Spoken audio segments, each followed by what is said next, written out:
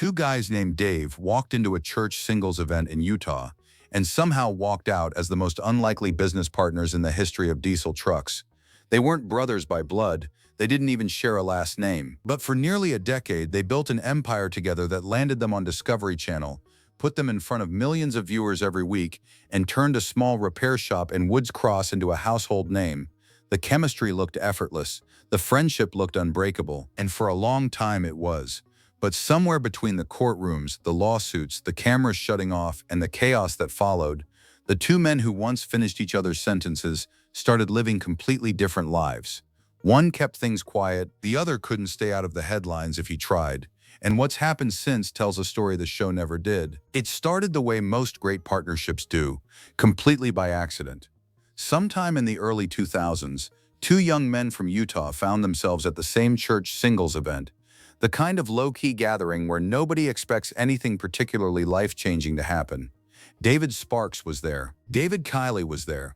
They got talking, hit it off, and Heavy D invited Diesel Dave to hang out at a nearby lake with a group of friends.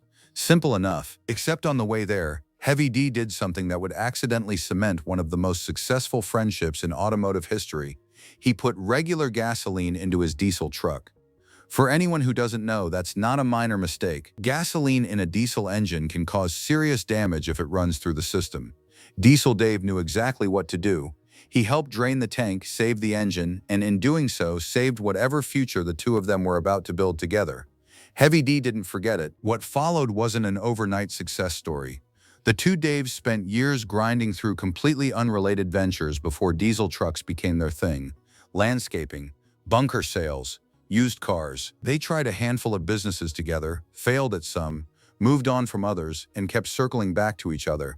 The friendship was the constant, even when the business model wasn't. Heavy D was the mechanical brain, someone who'd been pulling apart engines since high school, and had spent time operating heavy equipment for his uncle's construction company before launching his own excavation business. Diesel Dave was something different. He was the personality, the pitch, the guy who could walk into a room and make everyone feel like they'd known him for years.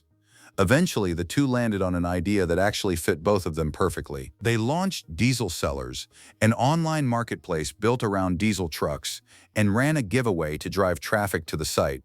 They built their first custom truck themselves, sold rubber wristbands for entries, and started posting videos of pranks and builds on YouTube and Facebook. The response was bigger than either of them expected.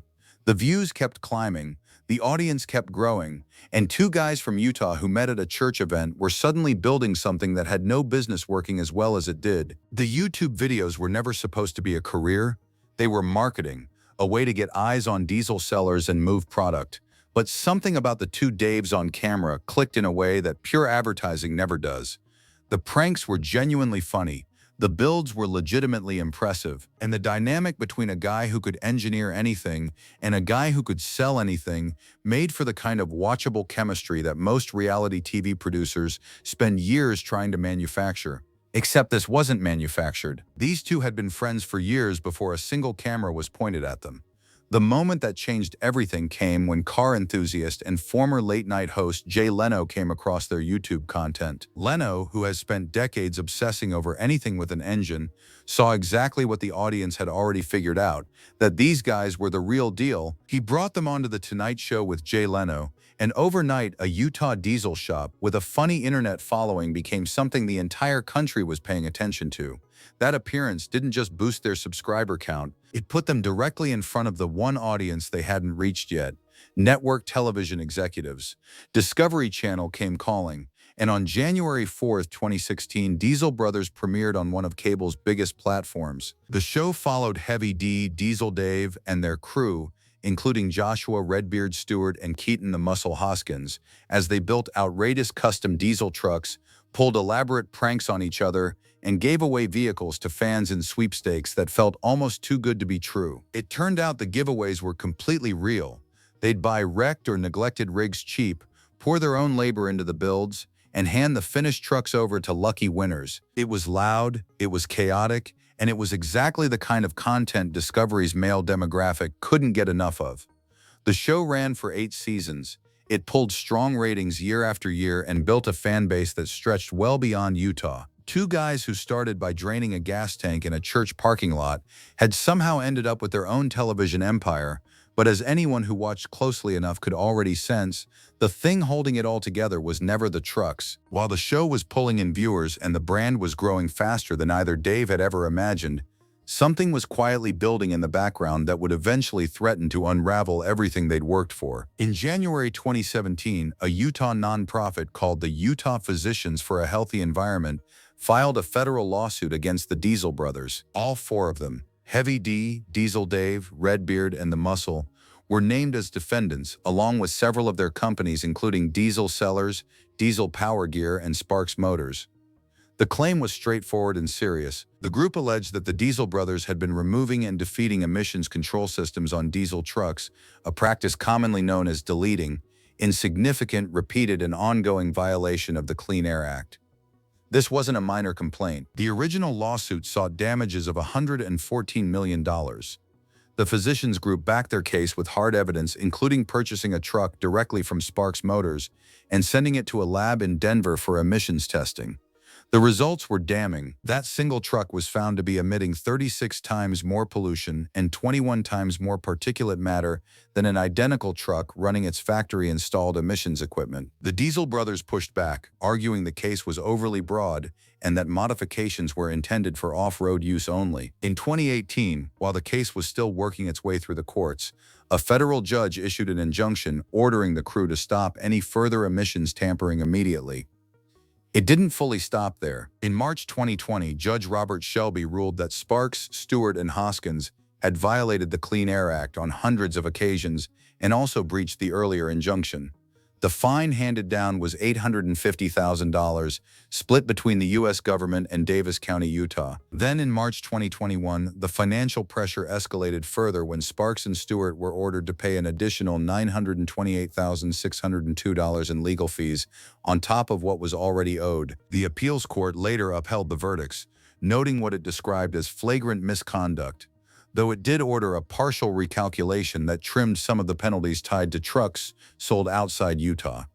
The show kept filming through much of this, but the legal cloud hanging over Heavy D in particular was only going to get darker. By 2022, Season 8 of Diesel Brothers had aired, and something felt different.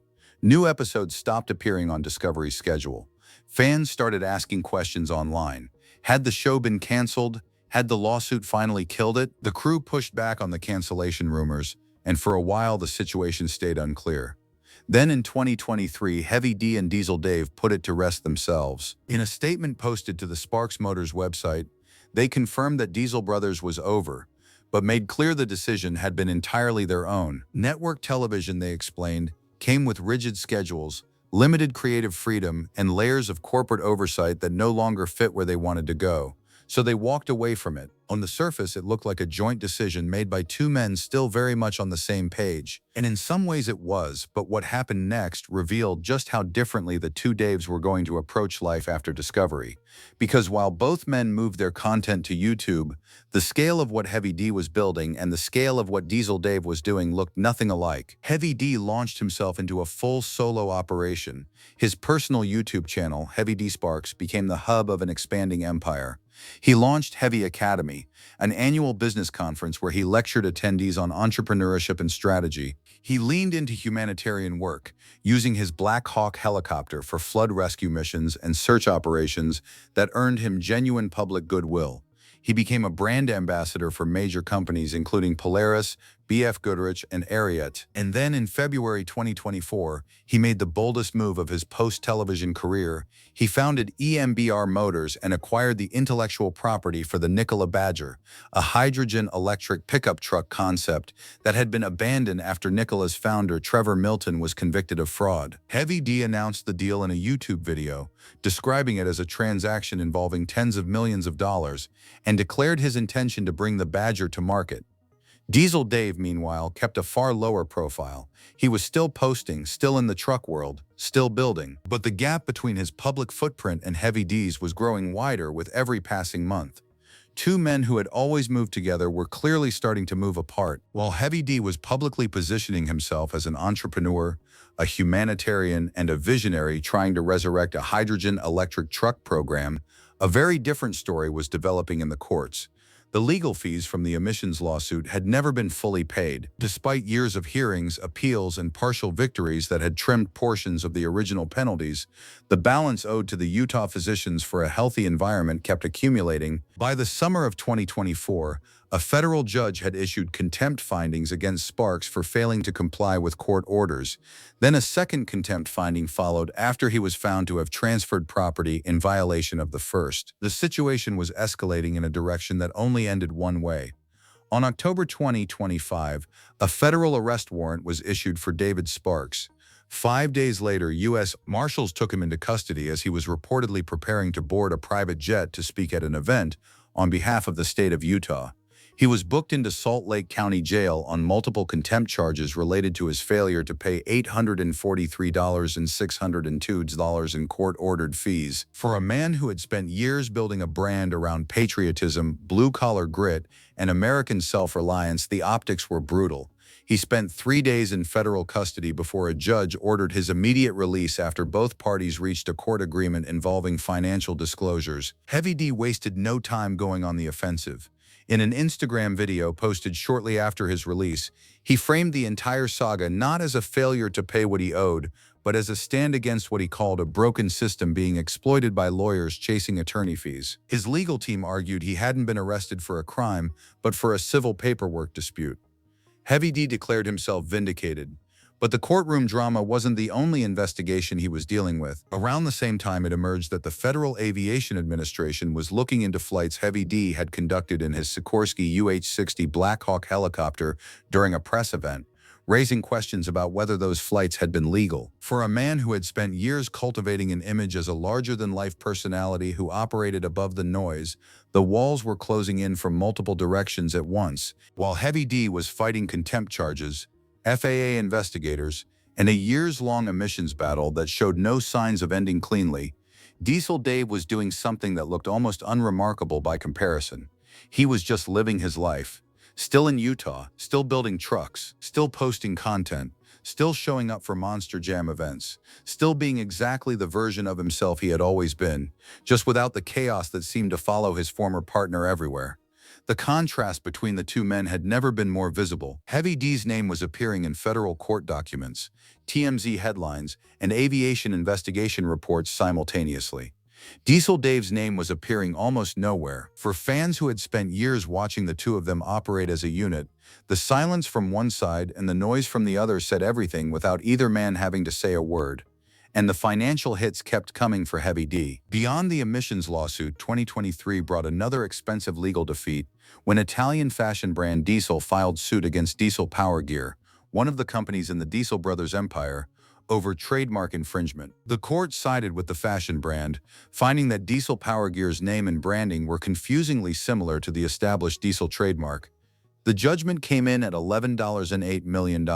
It was a significant blow to a business operation that was already carrying enormous legal debt from the emissions case, and it piled financial pressure onto an empire that had looked untouchable just a few years earlier. What made the contrast with Diesel Dave even sharper was the quiet stability he appeared to have maintained through all of it. While his name had technically appeared in the original 2017 lawsuit alongside the others, the years of escalating financial consequences, the contempt findings, the arrest, and the mounting business losses had all landed on Heavy D specifically. Diesel Dave had walked a cleaner path through the aftermath, whether by design or circumstance.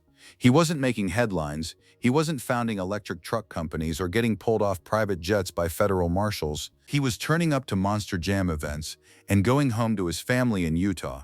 For two men who had once been inseparable, the distance between their realities was becoming impossible to ignore. If everything that had come before felt like a slow unraveling, what happened in March 2026 landed like a final punctuation mark on one of the most turbulent stretches of Heavy D's life. On March 10, 2026, just 5 months after his arrest by federal marshals, Ashley Sparks filed for divorce in Utah. The filing listed no reason for the split. There was no public statement, no social media explanation, no dramatic reveal, just the paperwork and the silence that followed it. David and Ashley had met at church in Utah in 2008.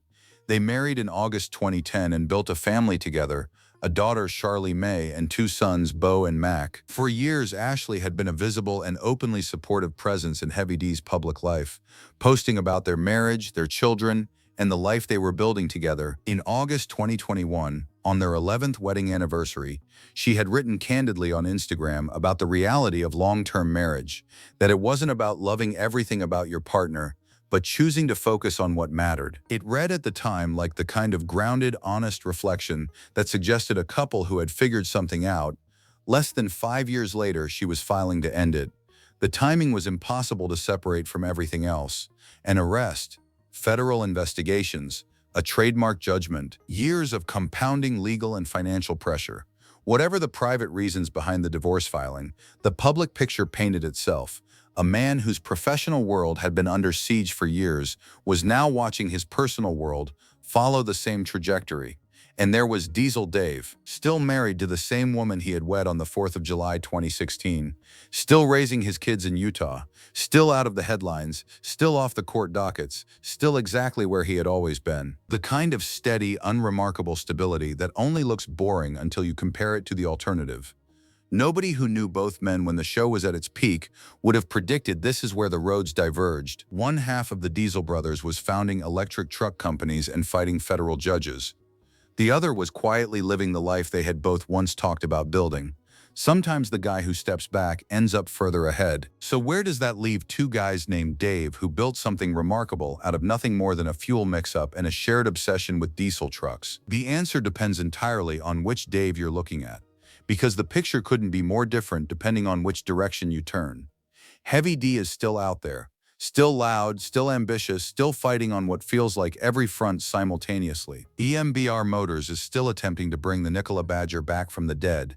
The emissions lawsuit saga continues its slow, grinding conclusion somewhere in the Utah court system. The FAA investigation remains unresolved. The divorce is ongoing, and yet Heavy D keeps posting, keeps building, keeps showing up with the same larger-than-life energy that made him magnetic to watch in the first place. Whether that relentlessness is his greatest strength or the very thing that keeps pulling him into deeper water is a question his story hasn't finished answering yet. Diesel Dave, for his part, seems entirely unbothered by any of it. He and Heavy D still cross paths. They judged Monster Jam's World Finals together, and reports from early 2026 confirm the two are collaborating on a brand new Brodozer build powered by a Cat C13 engine. The brotherhood, whatever form it takes now, hasn't completely disappeared. But the version of it that once filled 8 seasons of television and made two bearded guys from Utah into household names feels like it belongs to a different chapter entirely. What the story of Heavy D and Diesel Dave ultimately reveals isn't really about trucks, or lawsuits, or even television. It's about what happens when two people who complement each other perfectly stop moving in the same direction. Heavy D brought the vision and the chaos, Diesel Dave brought the charm and the stability. Together, those two things produced something neither could have built alone. Apart, you can see exactly what each one was contributing, and exactly what each one was missing. They met because of a mistake in a church parking lot. They built an empire on diesel fumes, YouTube views, and genuine friendship. And somewhere between the courtrooms and the quiet, they became two very different versions of the men the cameras once captured side by side. The trucks they built together are still out there on the road. The question now is whether the men who built them ever find their way back to the same lane. There's a version of this story where none of it was inevitable, where the lawsuit gets settled early, the show runs another 4 seasons, and two best friends from Utah spend their 40s still building trucks side by side on camera. That version existed as a real possibility at multiple points along the way, and the fact that it didn't play out that way says less about the friendship between these two men and more about the forces that quietly pull even the strongest partnerships in separate directions when enough pressure is applied for long enough. What Heavy D and Diesel Dave built together was genuinely rare. Most people who try to turn a YouTube channel into a television empire fail at the first step. These two made it look almost easy, which is part of why their story resonated so widely with an audience that wasn't just watching for the trucks. People were watching because the friendship felt real, because the laughs weren't scripted, because you could tell that whatever was happening between those two on screen had been happening long before the cameras arrived and would keep happening long after they left. That kind of authenticity doesn't come from a production budget. It comes from years of actually knowing someone. The irony is that the very qualities that made Heavy D so compelling to watch, the ambition, the willingness to push limits, the refusal to back down from anything, are the same qualities that have kept him at the center of one storm after another since the show ended, and the qualities that made Diesel Dave so easy to underestimate. The steadiness, the quieter profile, the apparent lack of interest in being the main character, are the same qualities that have kept his life largely intact while everything around his former partner has been shifting. Neither of them has walked away from the other completely. The brodozer build continues. The friendship, by all accounts, still exists in some form.